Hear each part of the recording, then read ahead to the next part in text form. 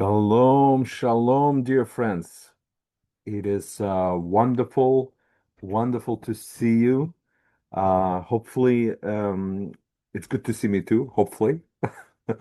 But it's good to have you in this seminar. Now, some of you see that there's stars going up and things like that. That's because there's some savvy people, savvy Zoom people here. And for those of you who are not yet the savvy Zoom people, the way to use the emoji is to look for a heart button on your screen. Well, I see the chat, I see React, maybe there is Q&A. I'm not sure what options you guys have, but I have some of those. I have more here. But if you keep your cursor on the React button, you will see different things. So for example, I'll press the balloon right now. Let's see what happens. Okay. See that? This is me getting happy.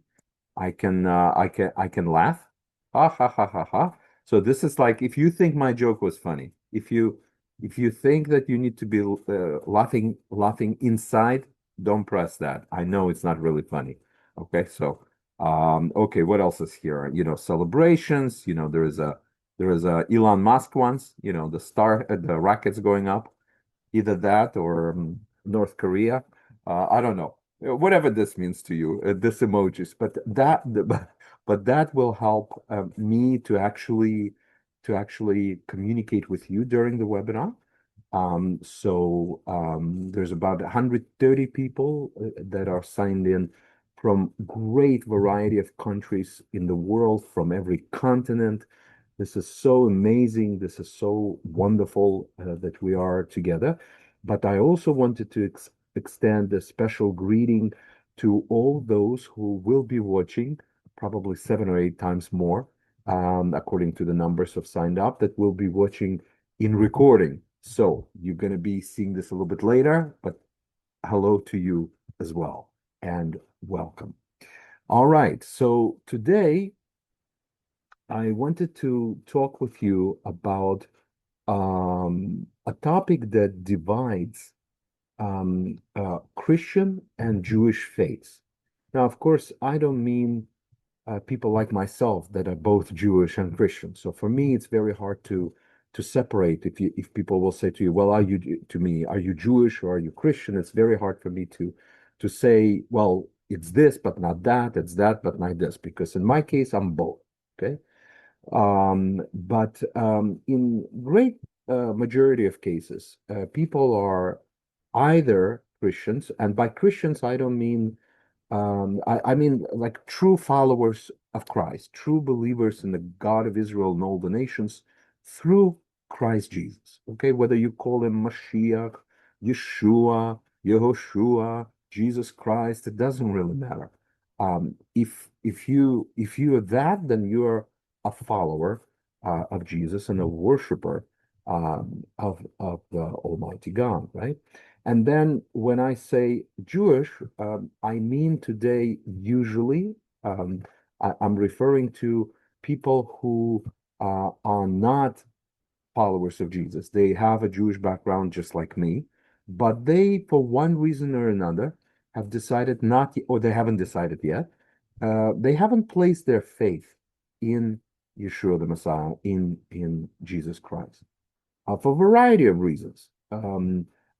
Certainly, mainly because they don't think that Jesus is the Messiah. Now, I do, right? And so, one of those big questions when it comes to differentiating or distinguishing this great faith traditions, historic Christianity, and what became eventually rabbinic Judaism. It's not a Judaism of the time of Jesus, folks. It's a later developed Judaism, okay? But today, when we speak of a Jewish ideas and Jewish thoughts regarding the virgin birth of Jesus, we are referring to a particular set of beliefs, okay? So, just yesterday, I gave a presentation at a Christian college, and there was a conference, theological conference. And after that, my wife and I went out for a cup of coffee. And my wife told me, Eddie, you are such an amazing teacher. Now she's in love with me, so it's like, can I trust her? I don't know. But she began to like really name one after one after one after one the things that I've said right and how I communicated and how I told people to wake up when I when I wanted them to focus, take a greater level of focus and so on. So I was like, of course, very happy, very encouraged by her.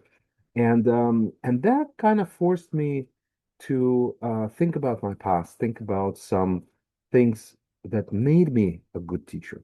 Well, one of those things is actually genetics. And by genetics, I don't mean Jewish versus not Jewish, but it's that almost everyone in my previous two generations were teachers of various kinds. Okay. And some of those things, if you study epigenetics, you'll know that the kind of changes that are happening with your body now, they will be passed on to the future generations. All right. Now, I don't know if you agree with my wife or not. That's a separate story. This is a good time to click that, or the heart button if you agree with my wife, or the laugh button if you're thinking, I don't know. I mean, we're not in the end of this webinar yet, which is totally justified, of course. So, but part of that, I told her, I said that, listen, I think the reason I'm able to talk about complex things in a very simple way that I can relate to professors at the university and I can relate to anyone really, anyone on the street is because so many years before I've had an enormous amount of experience just speaking to people about God, about Jesus. And when I lived in New York, boy, they say if you can make it in New York, you can make it anywhere. And so is the situation when it comes to your faith because in New York City, whether you live in Brooklyn or where I lived and then worked in Manhattan, um, uh, there are so many people of so many different persuasions. Okay, and they will argue with you about this. And so I remember going through a great variety of people, whether they were Muslims, whether they were Orthodox Jews, or they were liberal Christians, or they were, you name it, Black Israelites, if you don't know who those guys are, and so on. If you can stay in the faith in New York City, you can probably make it anywhere. Now, this was, anyways, let me not go into politics, so I'll stop there. So there I've encountered quite a large number of the Orthodox Jewish people that, of course, told me that, listen, you're simply mistaken. You're a good guy. You have a good heart. But you're simply mistaken. Jesus was not born of a virgin. He couldn't have been born of a virgin for a very simple reason. They would say to me that the prophecy that you're quoting, that Jesus is fulfilling according to Matthew, first of all, was not about Jesus, number one. And number two, the Hebrew word that was used in the original Hebrew doesn't mean a virgin. It means a young woman. And now, perhaps some of you hearing this for the first time and you kind of puzzled. Okay, well, if you're puzzled, please be educated that this is a real argument against following Jesus, is that the New Testament makes up non-existent, allegedly non-existent prophecies that supposedly predict virgin birth when they really don't, according to the critics, right? So what I will do now is I will share with you an article that I wrote, and I'll be showing it to you, and we'll be reading it together. From time to time, I will stop and comment. Okay. And I think this will be an easier way for you to follow both the challenges that the critics are presenting And the good answer that I think I'm giving, so you, of course, will be the judge whether or not those answers are good at all. But I will begin with your permission, right? Okay, so um, all right. So did Isaiah prophesy of the virgin birth? Right? Picture a sacred text sparking a fiery debate that echoes through millennia, dividing two great faiths. A single verse from the Hebrew Bible or the Old Testament, Isaiah 7:14, stands at the center of this debate. Christians interpret, by Christians again, I include myself there, even though I'm a Jew also. So Christians interpret this verse as a divine promise of Jesus's virgin birth, though not only, which is a cornerstone of new covenant faith. However, Jewish scholars, and again here I mean the rabbinic Jewish scholars, right? Because I think of myself as a Jewish scholar too. However, Jewish scholars contend that it has been misunderstood and its meaning distorted by two things, translation and time. Where does the truth lie? Let's unravel this mystery together. You will be pleasantly surprised. Now, that's a hint for those of you who are very, very nervous. And those of you who are thinking, I know I followed Dr. Ailey for so many years, I had no idea he's a heretic. Okay, so don't worry, this is going to be a beautiful Hollywood ending here, okay? But only because I'm telling you, I'm just telling you to relax, but do pay attention because it's very important to understand how I would argue the case for the virgin birth as a Jew.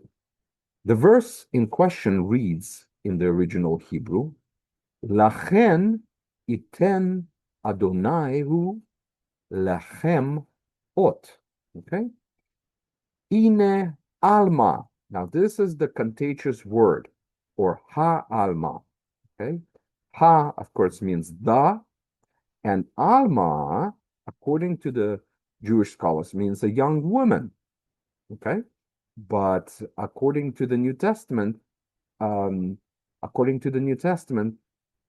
Isaiah spoke of a virgin. Okay, and we will be discussing this.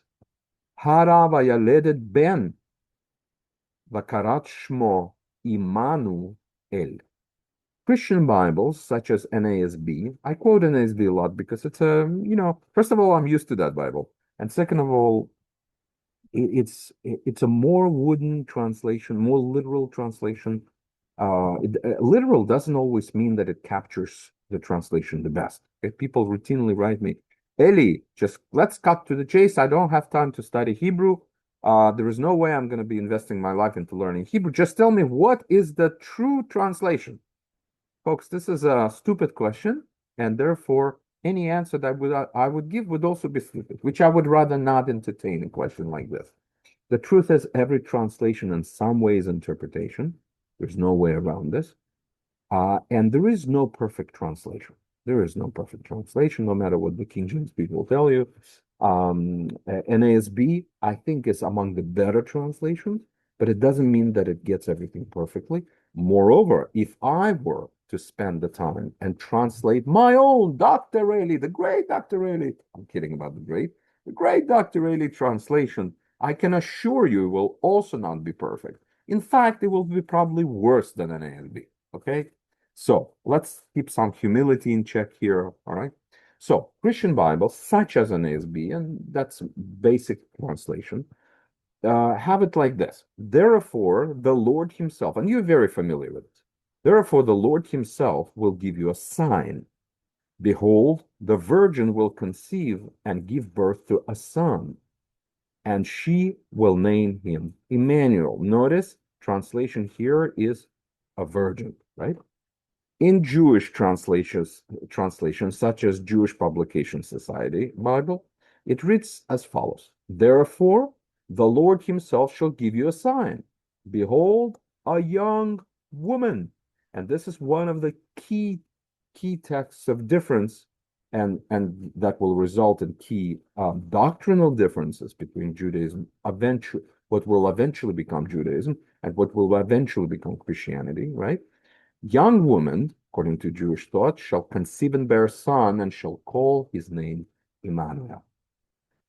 The Gospel of Matthew explicitly connects this verse to the birth of Jesus. Now, all this took place so that what was spoken by the Lord through the prophet would be fulfilled. Behold, the virgin will conceive and give birth to a son, and they shall name him Emmanuel, which translated means God with us. And so, for a lot of Christians, that kind of settles the issue. Okay? Well, since the New Testament says it, it's true. And look, in some way, I cannot blame you. I cannot blame it. I cannot. What can I say? What can I say? If that's how you argue your case, okay, fine. I am so happy about your naivete. It will make you sleep better at night. I agree. But folks, there is a real question here, because if the Hebrew word in the so-called Old Testament is really not a virgin, but a young woman, and the New Testament says virgin, what does this make of the New Testament's authority? Right? It's a problem. This is bigger problem than you realize, unless we solve it. So hopefully, I have you focused and that you are wanting to hear me out to see what arguments would be there. Okay. Objection to such an interpretation by Matthew is twofold.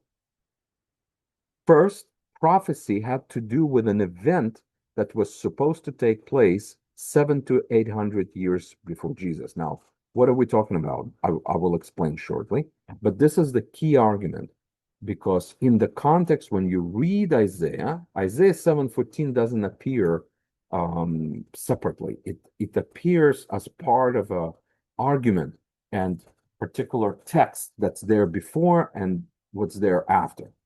And it's very important to actually look at that text and see what's going on there. And we'll look at it shortly. But basically, as a little preview, it is very clear. It is absolutely very clear that Isaiah is speaking to someone 700-800 years ago, and he is not predicting something that will come forth almost millennia later that would be that will be completely irrelevant to that person to whom he spoke. So it's a very serious accusation on the part of those who disagree with us, right? That the prophecy simply is not speaking so far away. It's speaking about that contemporary time. And we will look at this more carefully. And second disagreement with Matthew's interpretation, right, is that he uses wrong translation. That we already said. Okay, so I'm not going to belabor that point. So let's look at the first objection. The prophecy was given to King Ahaz of Judah.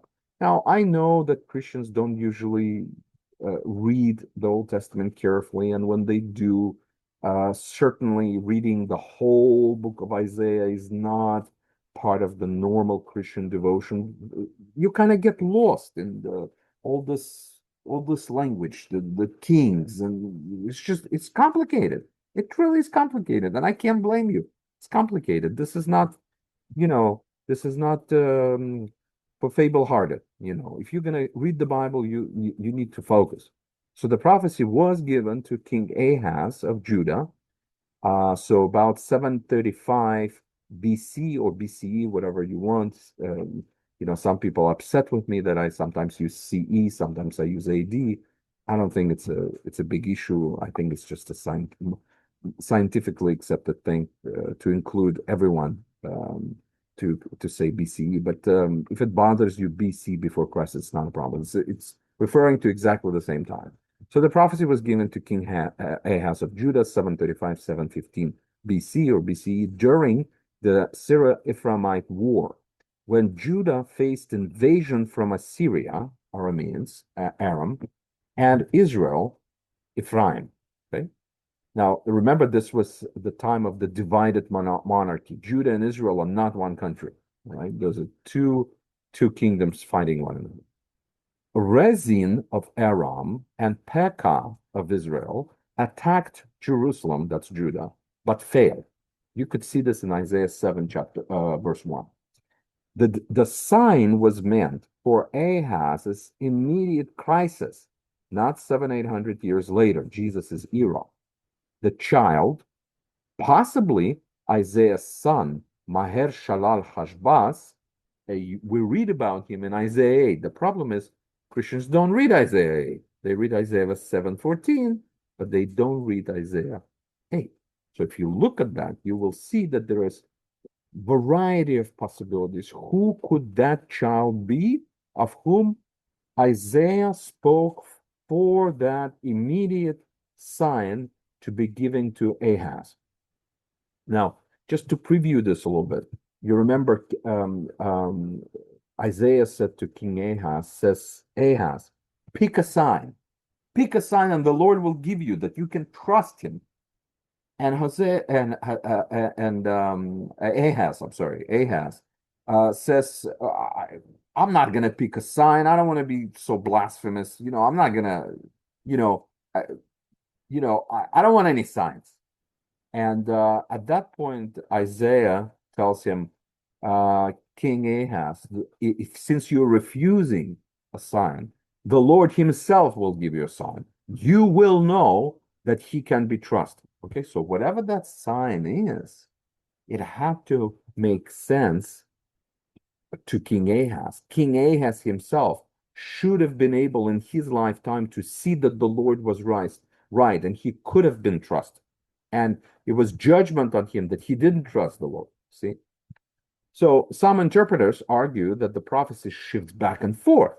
Okay, that's a nice, neat way of explaining that, look, it really was meant to Ahaz, but it's got also to do with Jesus. So some interpreters, obviously Christian, are saying, okay, it was a little bit about Ahaz, but then it was also about Jesus. And the prophecy kind of goes back and forth. And there is a way to argue this that's more nuanced. The time of Jesus, they say, because Hebrew switches from singular King Ahaz to plural house of David. So there in Isaiah, if you read, it would say something like you in singular, King Ahaz, and then he addresses the house of David, and then he switches to plural. So on the basis of that, and some other considerations, some interpreters are arguing that, okay, the prophecy was to be fulfilled in the King Ahaz's own day, but it was also to be fulfilled in the Jesus's day, right?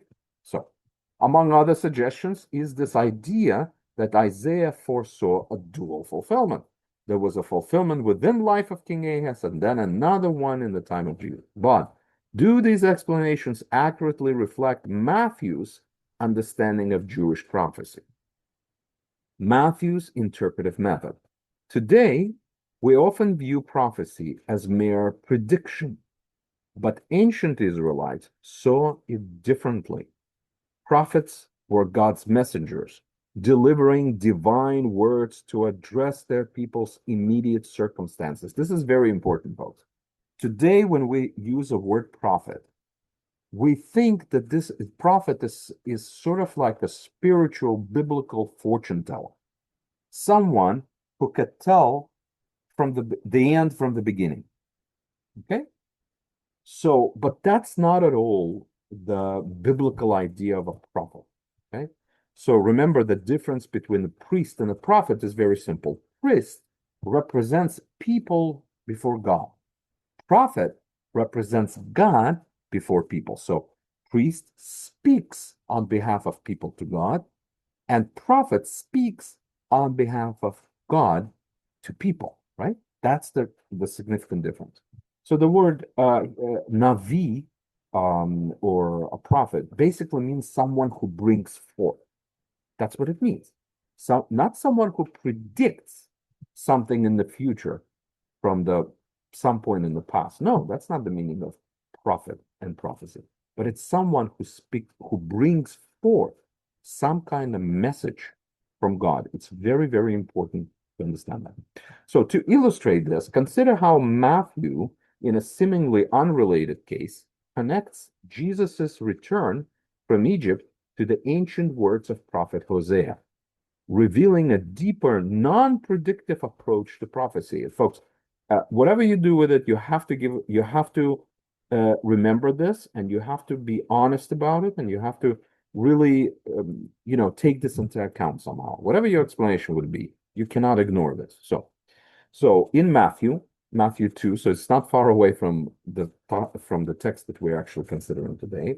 It says this, he remained there until the death of Herod. So this is when, remember that when the parents of Jesus traveled to Egypt and took refuge. But by the way, those of you who've been to Israel, you know Egypt is really not far away. Really, really, really not far away. And so, yeah, it would take days and maybe even weeks by foot to get somewhere in Egypt, but it's doable. It's doable. First of all, it for sure doesn't take 40 years. Okay, there's a reason people got stuck for 40 years there. Okay, so um, so the fulfillment of the prophecy, Matthew says this way: he remained there until the death of Herod. This was to fulfill. Pay attention to the wording. Fulfill what had been spoken by the Lord through the prophet. This is Hosea, prophet Hosea. We will see it soon. Out of Egypt I called my son. So when the parents of Jesus came back from Egypt, Matthew claims correctly that this was done to fulfill the prophecy of Hosea. Okay? From Egypt I have called my son. Okay. We can clearly see that Hosea was not predicting the future, but was contemplating the past. Through Hosea, God spoke about the children of Israel and reminded them how he delivered them out of Egypt in the past. So Hosea lives after the Exodus event. And if you read in the book of Hosea, in the context, you will very, very clearly see that there is no prophecy going on there in predictive shape, the way we're defining, like an oracle, like fortune or spiritual fortune telling. There's none of this going on. In Hosea, it says, God speaks, he says, when Israel was young, I loved him, and out of Egypt I have called my son. This is so beautiful, right? So obviously, this is not talking about some future event, but about the past event. Okay. Is it prophecy? Yes, it is prophecy. But remember, prophecy is not mainly predictorial. Prophecy is when God's word is being brought forth to his people by a prophet, whose basic meaning means the one who brings forth. So Hosea 11:1, out of Egypt I've called my son, refers to historically to Israel's exodus. Anyways, I'm not going to reread this. I already did that. So what Matthew is doing is he's building what could be called a typology or analogy. So he's using this word of the prophet of Israel, but he is saying that it is fulfilled. This was fulfilled, not in a way that we've been taught to think about prophecy. Prophet says something in 2020, and then in 2025 it comes to pass. No, not in that way. But to fulfill also could mean something to bring up to the fullness. So there was a cup half empty or half full, and then you keep pouring water into it, and the water level keeps rising, and until the water keeps flowing over. That's to me is much more biblical, much better, a concept that's much better relates to the biblical idea of the prophecy being fulfilled. Okay, being filled up. Another way you can translate it, filled up with meaning. Now, not with made up meaning, with true meaning, but being filled up with it. All right. Second objection, and this is the one that talks about the word Alma, the one that is used in Isaiah, as not meaning the virgin. So why is Matthew saying a virgin? Right. Let us now address a more nuanced but no less significant objection. Jewish scholars often contend that the word translated as virgin in Isaiah 7:14 14 should under no circumstances be translated as such. It is a mistake, they argue, as its meaning is the more general young woman. They argue that had Isaiah intended to specify virgin, he would have used the word Betula, Betula, instead of Alma. Now, you can say this together with me, those of you who are not yet reading Hebrew, which, by the way, you should start reading Hebrew, very little, step by step. So say it together with me. Betula, Betula.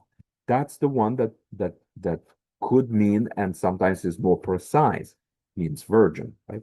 Alma, Alma. We will see what it means, because I don't want to agree with the Jewish scholars that basically say that it means only and always a young woman.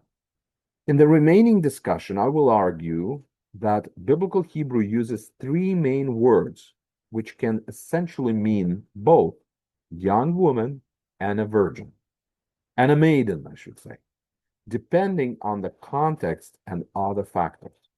These words are Alma, Na'ara. I tricked you. See, I told you two words, Alma and Betula, but there's one more.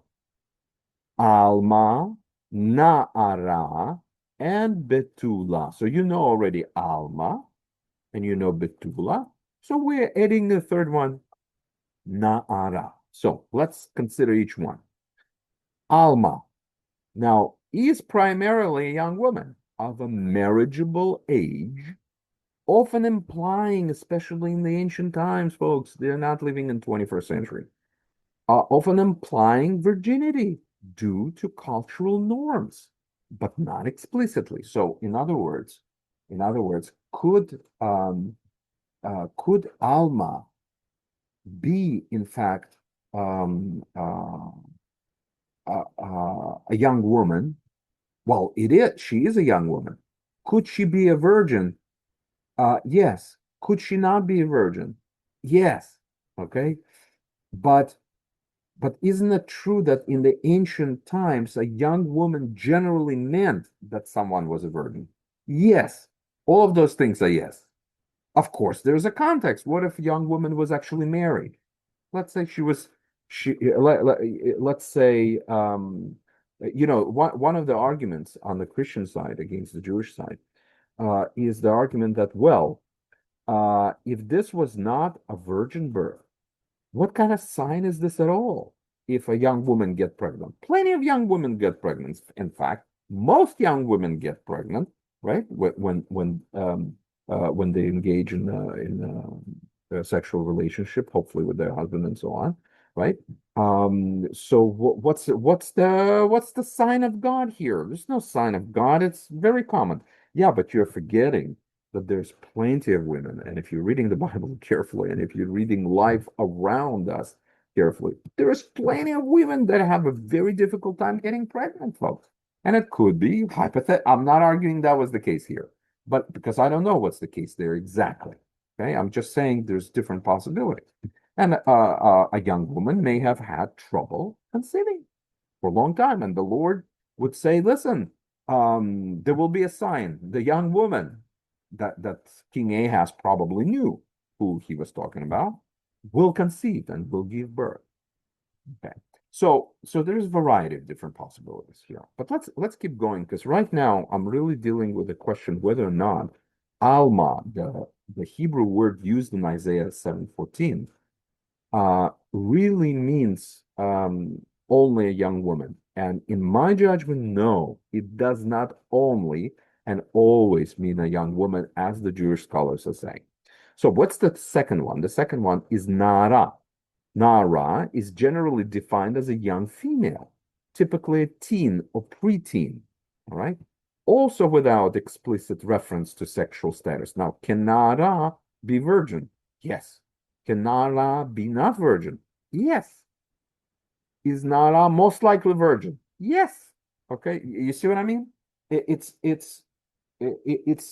there is different aspects and shades of meaning here that speak about the young womanness that usually is presumed to be virgin, but basically the sexual status is not clarified. That's what it basically means. But it is presumed, all right? So, um, Betula. Now the Betula. Betula is usually understood as a young woman who is presumed a virgin, but usually requires a qualification. Well, I don't know if it's usually, but it's many times requires qualification. So sometimes the text would say the word Betula, and then it would say Betula that did not know a man. And you're right. If a Betula simply means a virgin every single time, as our Jewish scholars and rabbis are telling us in their argument against Matthew's interpretation, so why would it be then in so many cases when the Betula is mentioned, it would say Betula that did not know a man, right? So maybe this is not as clear cut as they're trying to tell us. So there is a very important text, and this is to me is the most beautiful text for this discussion. There's a very important text that we need to consider that mentions all three, and applies them all to one and the same person, Rebecca. All three, Alma, Naara, and Betula. And what's beautiful, they're all going to be in the same verse. Okay, so we read a description of Rebecca, the future wife of Isaac, who is referred to as a young virgin. Listen, the young woman Naara, who was very beautiful, a virgin, Betula, and no man had relation. Oh, wait a minute. No, the Alma is not actually here. Alma is not here, but Nara is here, and Betula is here. But look how it goes. So Nara, a Betula, and no man had relations with her. Okay, Va'ish lo yada. Okay, so why do you need to say Va'ish lo yada if Betula already means a virgin and exclusively and only? Well, probably because it doesn't at all times, right? Then Abraham's servant testifies to the content of his prayer to identify Isaac's wife, which actually refers to Rebecca as Alma. No, I was right. This just comes a little bit later. Okay. So it's not in the same verse, but it's the same text there. So basically he first calls Rebecca Nara, then he calls her Betula, and then slightly later he refers to her as Alma. So which one is she? Okay. We read, "Behold, I'm standing by the spring, and and may it be that the young woman, young unmarried woman, the Alma, ha Alma, or the young unmarried woman, which probably is the better translation, who comes out to draw water." Here in one chapter, we see that Rebecca is referred with all three words mentioned above, Naara, Betula, and Alma, just as in Isaiah 7:14, the young woman Alma here is presumed to be a virgin. The Old Greek Bible, the Septuagint.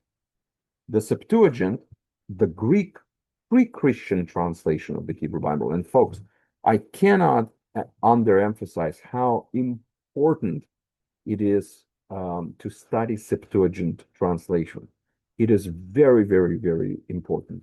First of all, let me just say a few things before I read on. The Septuagint translation is so important because there are times in which it disagrees. Now, this is in Greek because we don't have the Hebrew that they're translating from, right? We don't know what Hebrew version of particular biblical book was there right in front of the Septuagintal translators. Okay, we don't know. That text is not available to us, or at least they didn't say that's the text that we're translating from. So we can only read their translation. But what's really interesting is that the Septuagintal translation aligns better. I think it could be even said fairly, much better with the Hebrew versions predominantly found in the Dead Sea Scrolls collection versus the Hebrew that is found in today's traditional Jewish text that's called the Masoretic text. Now, all of those texts are very important, but there are times when the Old Greek Bible, the Septuagint, disagrees with the traditional Jewish text on something, and there is a very good chance that actually the Old Greek Bible is a better witness to the original because it most likely had a different, older version of the Hebrew text before. And when it is compared in the Dead Sea Scrolls, and Dead Sea Scrolls confirm that there is agreement between Dead Sea Scrolls and Septuagint, that is a very strong point. Now, some of you would say, well, what does it matter if the Dead Sea Scrolls agrees or doesn't?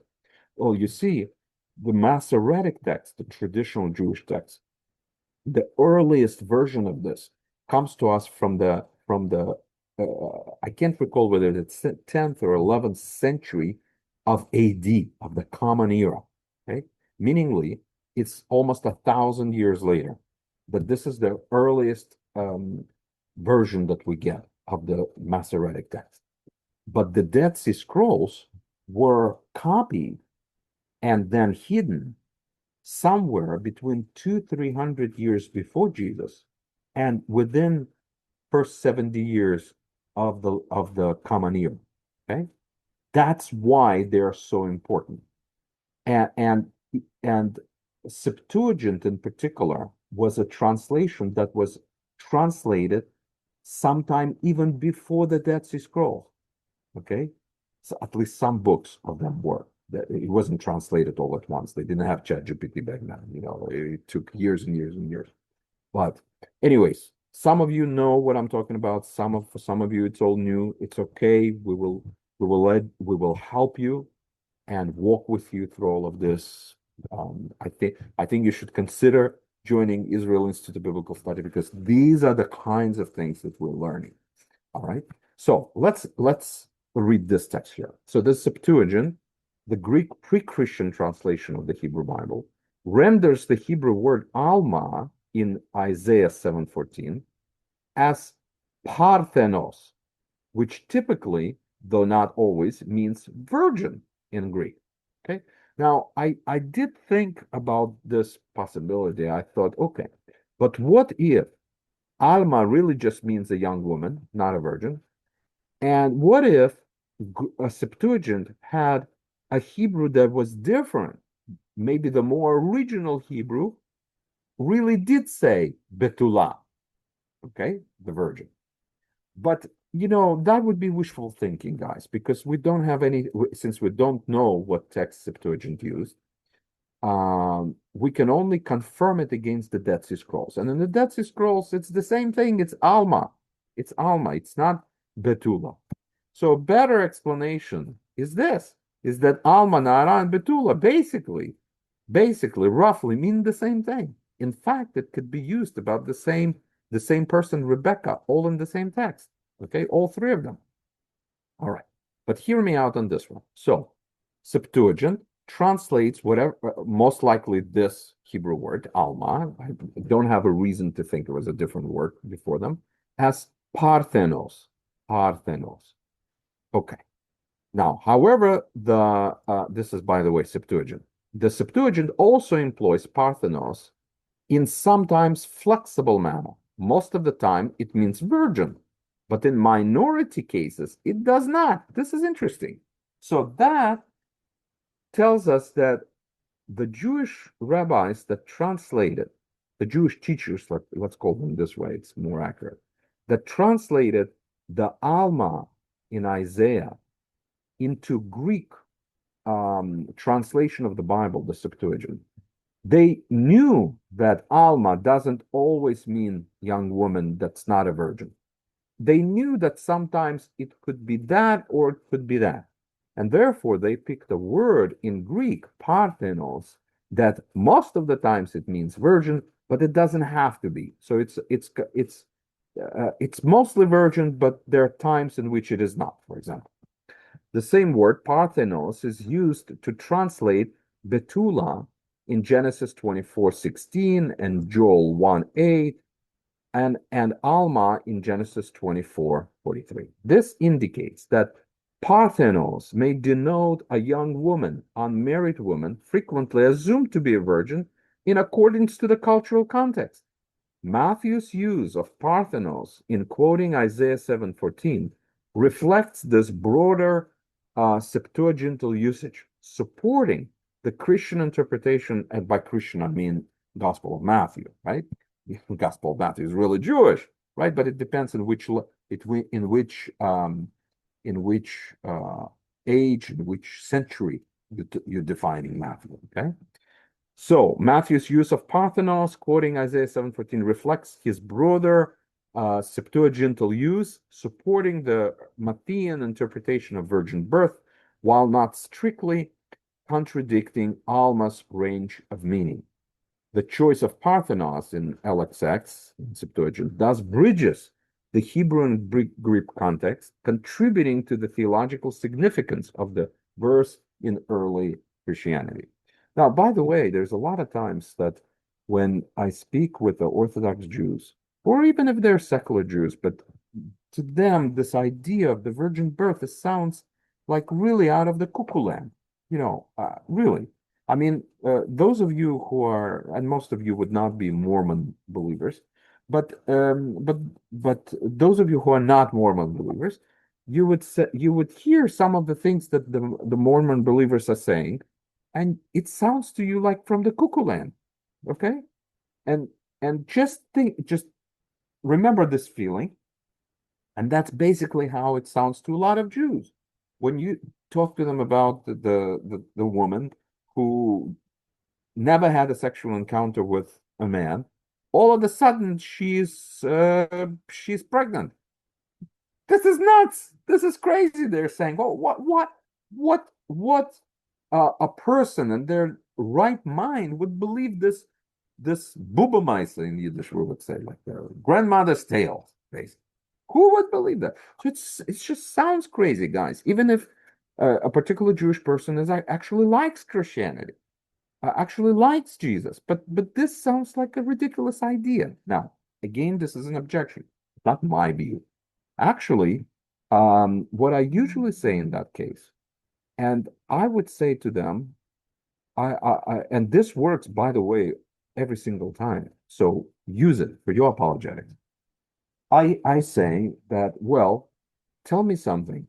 Can you think of some other absolutely impossible birth, not virgin, but also absolutely impossible birth in the Torah, in the law of Moses itself? And they start calculating, the brain starts calculating, and they say, well, Abraham and Sarah, you mean? I said, yes, Abraham and Sarah. Abraham is near 100, and so is Sarah. I mean, people start saying, oh, maybe there's mistranslation, maybe she was younger, maybe this, maybe that. Read it in context. It's very clear. They're both laughing. Abraham is laughing because he can't believe that the Lord could mean that. Sarah is laughing because that's crazy. Who in their age ever conceives a baby? Just this doesn't happen. This doesn't happen. I don't know. It's like Hillary Clinton voting for Trump. It doesn't happen. Okay. Yeah, sorry. I just couldn't hold myself back. But my point is this: that things like this already happened in the Bible before Matthew. Abraham and his wife Sarah already had a miraculous conception, miraculous, absolutely physically impossible. This is why they called their son Isaac, which means a, a laugh, because who've ever heard of such a thing? It's so funny. It's so funny. Anyway, and then I say, then that means that you already do believe in the ability of God to produce an impossible a miraculous conception, do you? And they're forced to acknowledge that, yes, yes, we do. Okay, now whether or not they will or they can, or for a variety of reasons, will make a next step to allowing a possibility of Jesus's virgin birth, perhaps, perhaps not, but that's already the work of the Holy Spirit in the life of a human being that we cannot affect, right? The Spirit blows wherever he wants, or she, um, most probably in the original Hebrew and Aramaic. Ruach is a she, it's not a he. So, and it's not it either. So yeah, that's I think that's the way that you start building a case for people to realize that actually, if they think Abraham and Sarah can give birth to Isaac, then what's the problem exactly with Virgin Mary? There's not really a significant problem, significant enough problem. All right. So why not in the earliest gospel? And before I take some of your questions, which I will. By the way, let me flash this thing here. This is a QR code. If any one of you said to yourself, you know what, I am in a um, good situation in my life. I can learn biblical Hebrew, and I do want to study biblical Hebrew with Israel Institute Biblical Studies. I want to find out what it would take. Can someone please let me know what the terms are and everything, how long it takes, how much it costs, and so on. Then use your camera and just scan the QR code. You can also, by the way, look for emails that can come your way. Look also at chat. Yoni, that is helping to organize this, will give links. Why is this important to do it now? Because if you've decided that you want to learn biblical Hebrew, then there'll be a significant discount for anyone who was here, whether in recording or on live. So, okay, so you can do that. But I'm going to go back to my lecture after this shameless plug, but it's really for you guys. Okay, so why not in the earliest Gospels? Among the synoptic Gospels, the Gospel of Mark is widely believed to be the earliest written and is traditionally attributed to John Mark, who recorded the testimony of the Apostle Peter. So that's the more or less scholarly consensus that Mark was the earliest of the Gospels, that John Mark, not the Apostle, but John Mark, wrote this down with as a testimony of Apostle Peter. Okay, there's a long argument about why that is the case, but that's the more or less consensus. Okay, the virgin birth is not mentioned in the earliest gospel. So this whole story in Mark 1 to 11, which begins with Jesus's baptism and ministry. So you would say, whoa, whoa, whoa, whoa, hold your horses. Why? Why is this? The virgin birth is so important to the gospel proclamation. And yet, the earliest gospel doesn't have a word about it. It is possible that when Mark was written, knowledge of this intimate detail, wouldn't you agree, that whether or not Miriam, mother of Jesus, was a virgin or not a virgin, wouldn't you agree this was actually an intimate detail? I think it's pretty intimate detail. And it's very well possible that at early stages, this particular detail was not yet widely known. It was known, but not widely, not widely. For example, the Apostle Paul, whose writings are listed in our Bibles as following the Gospels, but chronologically, they predate them according to the likely data of composition. Okay, now it's very important to understand. Apostle Paul's writings are the earliest writings of the New Testament. It's not the Gospels, it's just organized in that way. But the letters of Apostle Paul, and I think Galatians among them, is among the very earliest. Okay? We don't know for sure when the Gospels were written, whether they were written sometime closer to 70 AD, C, right before, or a little bit after. People are debating this. But we do know that Paul wrote this somewhere in the 50s and 60s. Okay, that's significantly early. And Paul does not mention the virgin birth also. Okay, now some people say, you see, Mark doesn't mention, the first gospel doesn't mention, Paul, the first Jesus type of author, doesn't mention, they don't know anything about it. All of this is made up later. The critics would say. That's not my view at all. But critics are saying this kind of thing. Okay, so let me continue. So, Apostle Paul does not explicitly mention virgin birth in his epistles, focusing instead on Jesus' death, resurrection, and divine sonship, with phrases like born of a woman. He could have said born of a virgin. Would have been so easy. He said born of a woman.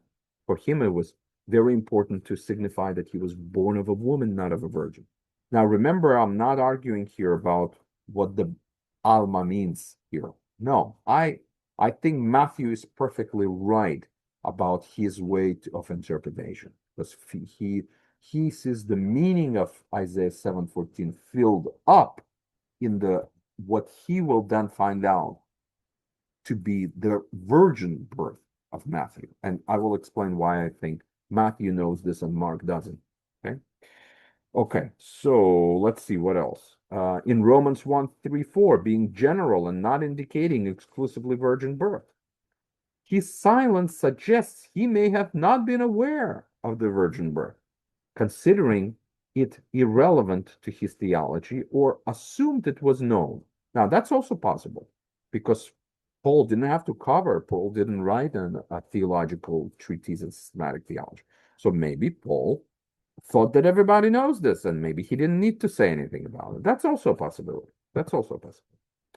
His silence suggests he may have been unaware of the virgin birth, considered it irrelevant to his theology, or assumed it was known, leaving it uncertain whether he knew the virgin birth as later described in the gospel. Now, Gospel of Luke and Matthew alone or only provides strong, very strong testimony to the virgin birth. That's Luke 1 and Matthew 1. The most logical explanation is that the author of Luke, remember that Luke said this, he's right. First of all, we don't know who wrote this. We know that the same person who wrote Luke wrote the book of Acts. That we know. And we know that both are written to a person or sort of unified kind of person that he calls Theophilus, probably the real person, probably a real person. He's making that report to Theophilus. But it's unclear who wrote it. Now, by the way, all four Gospels are technically speaking anonymous. We actually don't know for sure who wrote them. We can guess, we can put together some internal, external evidence, but we don't know for sure who wrote them. And that, I believe, how the authors wanted it to be. They could have written, by the way, the non-canonical Gospels. There's a Gospel of Peter, Gospel of Philip, Gospel of Mary, Gospel of this and Gospel of that, and Thomas and everything. A lot of them are saying, yes, I, Peter, or I this and I that. But the four canonical Gospels, the real Gospels, actually do not say inside of themselves who was the author. Okay? So it's not just in Gospel of John, the author is the beloved disciple, but they keep us guessing who he was exactly. We think it's John, son of Zebedee, but we don't know for sure. But in any case, that's very important to understand that according to Matthew, according to Luke, those things are later church traditions. There's good chance that those are the right designations, but we don't know that. And the Gospels themselves wanted to stay anonymous. It's very common for the ancient spiritual writing to stay anonymous. So the Gospel of Luke and Gospel of Matthew alone provide a strong testimony to the virgin birth. The most logical explanation is that the author of Luke, through careful research into the events of Jesus' life, likely interviewed and drew from sources close to Jesus' mother, Mary, or from Mary herself. So there's a good chance that he may have interviewed Jesus' mother, or maybe have interviewed some other, close family members that actually know this intricate, delicate point about Jesus's birth, but that early on was simply not known. So that to me makes some sense. So this reconstruction explains why Luke's gospel contains the most extensive material related to Mary. So if he talked either to Mary herself or to someone very close to Mary, that makes sense why Luke gives so much about Mary. As a matter of fact, if you want to study about Miriam or Mary, you're basically talking about Gospel of Luke. There's a little bit in Matthew, but basically it's Luke. Luke seems to know a lot about what went on with Mary. So, conclusion, and I will answer your. I will. You can type your questions in the Q&A, and I will start reading them now, and I will start answering them. So the conclusion, to address the original question posed by this essay, did Isaiah prophesy the virgin birth? The answer is both yes and no. Or I should say no and yes. Isaiah did seek to predict the future, in an oracle-like manner when he spoke to Ahaz. I tell you what, I think this is missing here. Did not. Okay, I, I think I meant to say did not. Isaiah did not seek to predict the future in an oracle-like manner when he spoke to Ahaz. A sign fulfilled 700-800 years later would not have been relevant, as Ahaz needed assistance with his contemporary crisis. And remember, Isaiah wanted to challenge Ahaz because Ahaz would not pick a sign. The Lord was willing to honor any sign Ahaz picks. Ahaz says, I'm not going to pick a sign. So the Lord said, and then Isaiah said, well, since you're not going to do that, the Lord himself will give you a sign, right? So Matthew meant that Isaiah's prophecy was filled with a new and a deeper, I should say, fuller meaning in the light of Jesus' events in this sense, and in this sense fulfilled. Far from erring and relying on a float translation, as our Jewish friends that are not Jewish followers of Jesus would very often tell us. The author of the Gospel of Matthew deliberately used the Septuagint's rendering of Alma as Parthenos, a Greek term that most often connotes virginity, especially in cultural contexts where young unmarried women are. He and his early Jewish Christian, messianic Jewish, if you'd like, community were in agreement with the pre-Christian Septuagint that Isaiah 7:14 should be best translated, behold, the virgin will conceive and give birth to a son, and she will call him Immanuel. All right, folks. So my spiel, my talk is over. So hopefully you liked it. Hopefully you found it challenging. What I'll do now is I'll look at the Q&A and see, and there is still time for you to type your questions. So for the next 20 minutes or so, I will see if I can answer some of your questions here. So Mark writes, the New Testament seems to frame the birth of Jesus as a virgin birth in terms of Mary being with child, Joseph considering putting her away quietly, but then being told by an angel to continue to take her as a wife, as this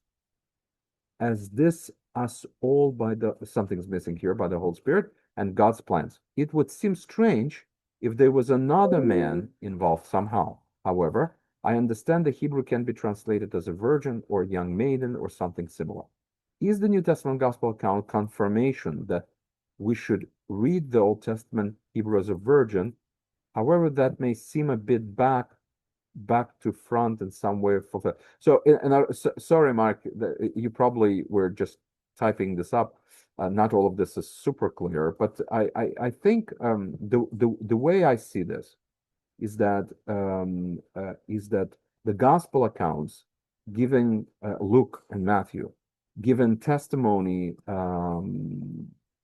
to the to eventual reveal of this very, very intimate detail that's having to do with human sexuality that I'm sure was not readily talked about from the start. It confirms that, and the Old Testament prophecy um, should be translated. Uh, um, Look, basically what I'm saying is that there is different ways to look at this. There is one way to look at this, that it was first fulfilled many, many years ago with some other woman that actually King Ahaz knew that the Lord gave to him, that this woman, whether she was a virgin or not, or whether she was a young woman who tried to get pregnant, was not a virgin, but tried to get pregnant, couldn't, let's say, for several years. And then, boom, conception happened. Okay? Maybe that was the situation. But the point is that that particular word, Alma, is not sexual status specific. It's unclear. It's unclear. But it's presumed that it's a virgin, and it can indeed be a virgin. And what the most important thing here, folks, I think to me, is that Matthew have not used a faulty translation. This is really the key. We can agree, we can disagree on how maybe we would not be clear in the end how that works. But what is the most clear is that Matthew did not use a faulty translation, as Matthew is being accused of. That was like my main point, I think. Okay, so Armando is saying, yes, it matters very much to pronounce the true name of Yeshua. Now that you know it, please do not falsify his name. Okay, so I don't reply to this kind of comments. I'm so sorry about that. Okay, Charles, a young woman conceiving would not, okay, a young woman conceiving would not be much of a sign. So, Charles, perhaps you came a little bit later. I did address that. Some people, many people are saying that what kind of sign could this be if this was not a virgin? Virgin is a clear sign, and I agree. There's hardly any bigger sign than a virgin, but there's other signs that could be. For example, the one that I thought of right away when I just thought, are there any other signs that could have been? Well, yes, a woman, a young woman who was married and who absolutely could not conceive. I mean, I have several friends that couldn't conceive. And they struggle, struggle, struggle, struggle, and struggle, and struggle, and struggle. And then eventually they did conceive. Okay? So that could have been a sign. Although, now again, I'm saying this not because I don't believe in Jesus' virgin birth. You understand? It's not because of that. All right. Is it possible to have, Antoine is saying, is it possible to have an article written by me? Let me give it a thought and perhaps we will send it to you, okay? Mark is following up. It's the same Mark. In Isaiah 7:14, in my Hebrew Bible, it has Emmanuel as the two Hebrew words separated, Imanu and then El. Do you think the two separate words actually reinforces that the one being prophesied about actually God, El? No, it doesn't reinforce anything. Whether it's closer, whether you translate as Imanu and then El or Immanuel, it's the same word, and it would mean God is with us. There is no difference. No, there's no difference here. Okay. Michael is saying, Michael Goldstein is saying, isn't it true that there were numerous pagan religions at the time of Isaiah in which these gods conceived the child with human women? Yes, yes, absolutely. There is no question about that. There is no reason to deny things like this. Moreover, it does, but the point is, it doesn't have to be pagan. So take, for example, the sons of God, the members of the heavenly divine family of God. Remember that God had not just the earthly family. Earthly family is actually his adoptive family. His original family is the heavenly family, right?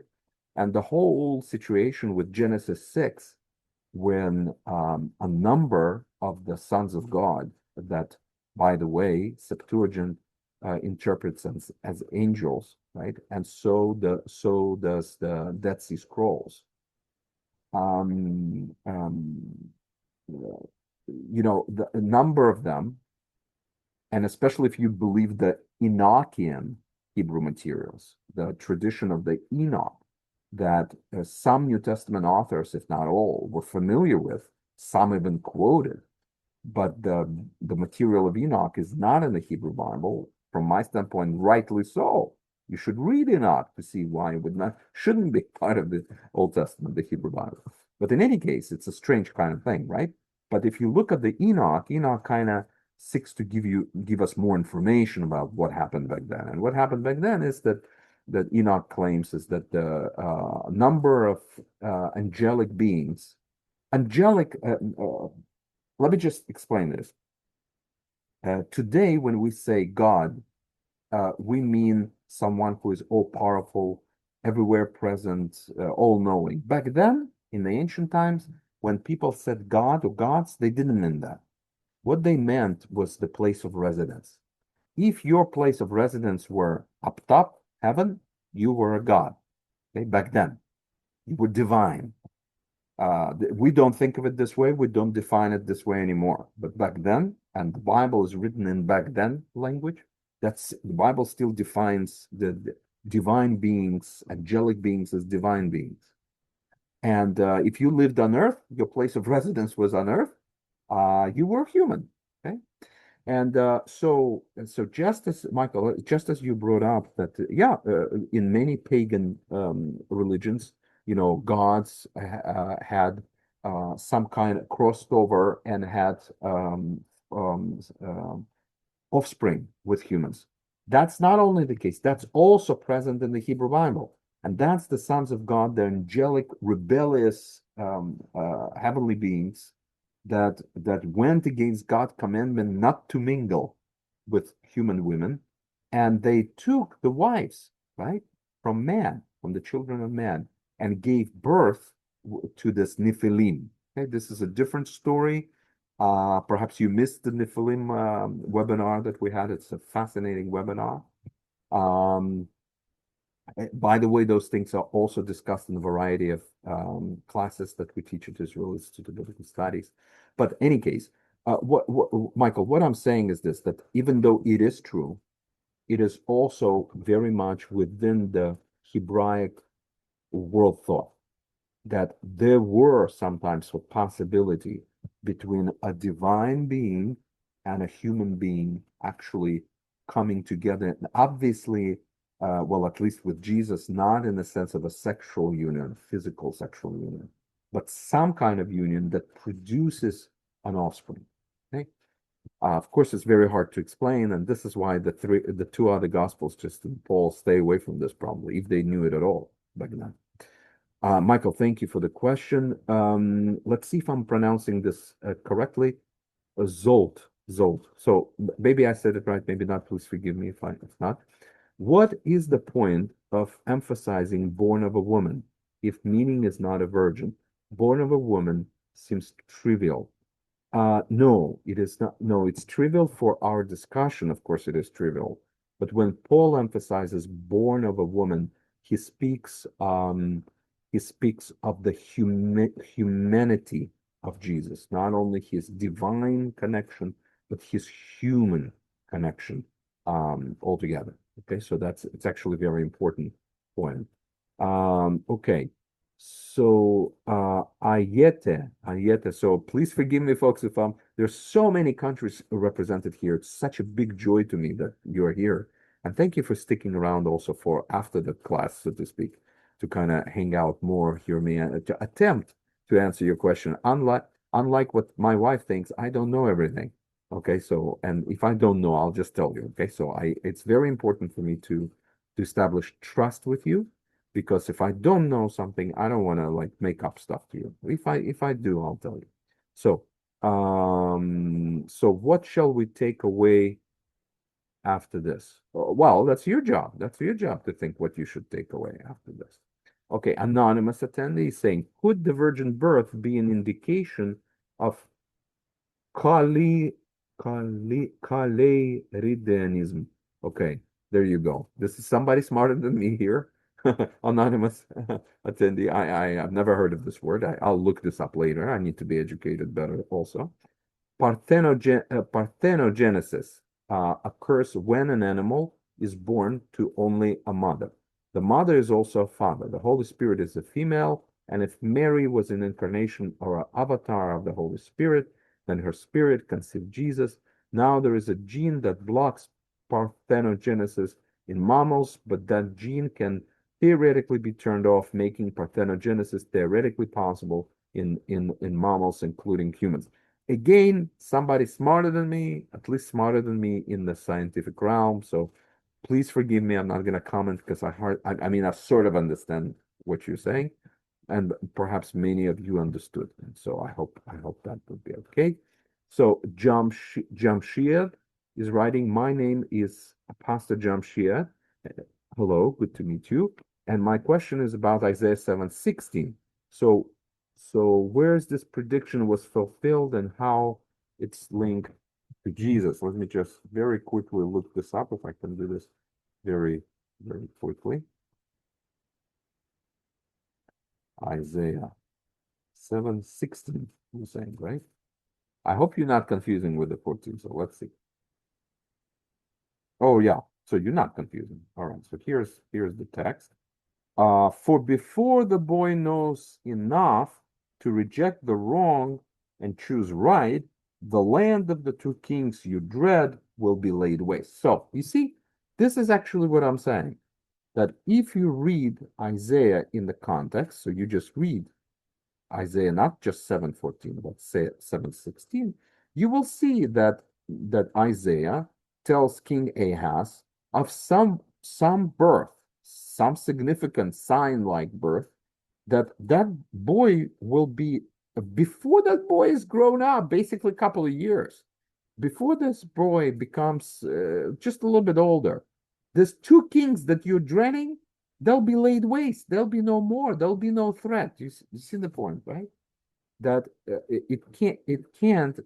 And look, so Pastor, the answer is this text is not fulfilled in Jesus. Why? Because this text is not really about Jesus, but the section of that, this the virgin, the young woman and a virgin shall give birth, and will that child will be called Emmanuel. That part is fulfilled or filled up with meaning when the events of the virgin birth actually take place. And remember that, and perhaps some of you came a little later because I looked by the amount of people present, I could see that some people may have missed my earlier point. I gave an example how Matthew, speaking about Jesus coming back from Egypt, says that this is the scripture, the prophecy is fulfilled. Out of Egypt I have called my son. But then when you look in Hosea and see the original prophecy, you recognize that it's not a prophecy about the future. It's a prophecy in the sense of speaking the word of God forth about the past. It's about Exodus. And the Son of God there is Israel, it's the people of Israel. So Matthew is using this idea of filling up prophecy in a completely different way how you and I are using it, right? Because we've been taught about predictions, and they're talking about bringing forth the word of God to right now. Okay, David, thank you, Pastor. David is writing, giving the parallels slash contrast between the virgin birth and Genesis 6. Do you think Jesus offers redemption for the descendants of Genesis 6 events, healing for those who David brought wrath to? Look, there is no people for whom redemption of Jesus does not apply. Okay, this is my view. That's a short answer. Otherwise, I'm gonna have to think through the answer in a very deeper way, and probably David won't be able to sort of standing on one leg to explain it. So hopefully you forgive me. Another David, look, David is a popular name, writes, were both Mary and Joseph descendants of David? This is really, really a great question. It looks like they were. It looks like they were. It looks like the two genealogies we have. One comes from Joseph, the formal father, the one who has authority to call Jesus by his name, Yeshua or Yehoshua. The mother can't call him a name. The father has to. And so the Joseph, Joseph was the formal father, even though he was not a biological father, but he was formal father. And he is the one that he was from David, and so was Mary. Okay, and two different genealogists highlight that. But there is some point of contention there. People do make a big deal about those things.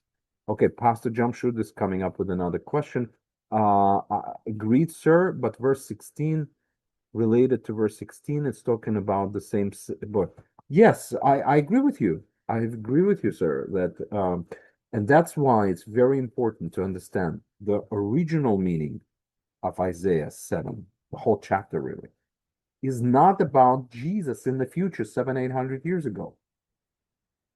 Matthew applies the prophecy that was given to Ahaz about something in his time. And he says, folks, you got to realize something. This prophecy that was for them, it was also filled up with meaning. And we only now post factum understand that the prophecy has been filled up with the virgin birth of Jesus. I understand, folks, this is not how we normally think, and it's going to take some paradigm shift for us. But it's better that we get a more accurate reading, more responsible, more accurate is more responsible reading, right? Than the one that we've been always taught to do. Okay. By the way, if you want to be taught only the things that you already believe and the way you already believe it, do not sign up to study biblical Hebrew. It's a waste of your time. Do not sign up to study Jewish context and culture. It's a waste of your time. Do not sign up for any of this because you're going to be wasting your time. But if you want to take your Bible study to a whole new level, I mean, I'm talking about whole new level. If you want to see when the translation committee of a small group of people that are making decisions about particular translation, if you want to see what other translation options they had but didn't choose, then you need to go deeper. Understand? Then you need to go deeper. By the way, those of you who are sitting out there and saying, look, I'm too old for this. I'm just too old, and I hated grammar and foreign languages in school. Okay, some of you are saying exactly this, and I know. Don't take your arguments too seriously because our school is full of people like you, full of people like you that hated foreign languages, that didn't succeed in the languages that they tried to learn, and people that are 70 and even 80 years old. We have several students over 90 years old. So if you're younger than 90 years old, then listen, what are you talking about? Okay, what are you talking about? So it's just a matter of you really thinking that it's really, really, really worth your investment. Folks, I want to thank you very much. Thank you for sticking around for such a long time, discussing with me a topic that's quite complicated, perhaps in a more challenging ways that you anticipated. Okay. But I assure you that the Bible does not need to be rewritten. Maybe in few places it needs to be retranslated. That's true, but it doesn't really need to be rewritten.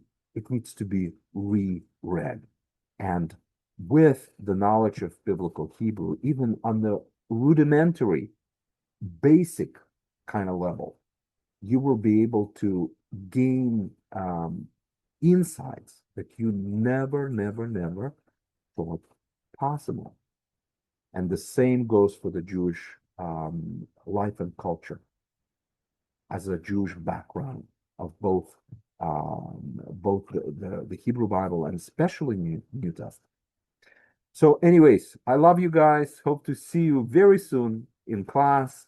And I'm very excited. I'm very excited. I don't think you were here in this seminar by chance. I don't believe in chances. I believe in the providence of God. And if he's leading you, if he's making it available for you, and it looks like it's the right time in your life to do that, I'll just tell you what a very famous rabbi that lived 70 years before, 100 years before Jesus said. His name was Rabbi Hillel. He said, by the way, he probably was his grandson taught Apostle Paul. Gamaliel was his grandson. So Rabbi Hillel once said, never say that I will study when I have the time to study, because probably you will never have the time to study. So I suggest you ask yourself very, very strongly, uh, ask yourself this question. Am I making excuses?